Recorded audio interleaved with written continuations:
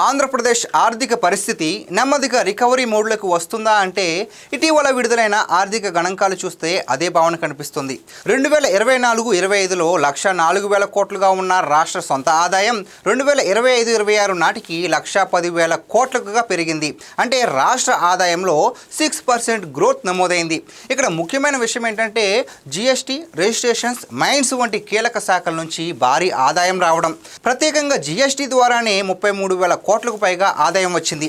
రాష్ట్ర ఆర్థిక వ్యవస్థలో యాక్టివిటీ పెరుగుతుందనే సంకేతంగా ఇది చూడొచ్చు. ఇప్పుడు చంద్రబాబు ప్రభుత్వం నెక్స్ట్ టార్గెట్గా 1,27,000 కోట్లుగా భారీ ఆదాయ లక్ష్యాన్ని ఫిక్స్ చేసింది.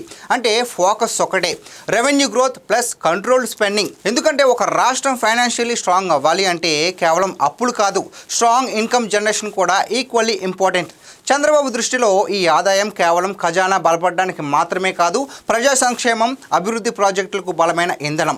ఏపీ ఎకానమీ ఇప్పుడు స్థిరమైన వృద్ధి దిశలో పయనిస్తుంది. ఇది రాష్ట్ర భవిష్యత్తుకు ఒక పాజిటివ్ సిగ్నల్, అభివృద్ధికి ఒక బలమైన పునాది.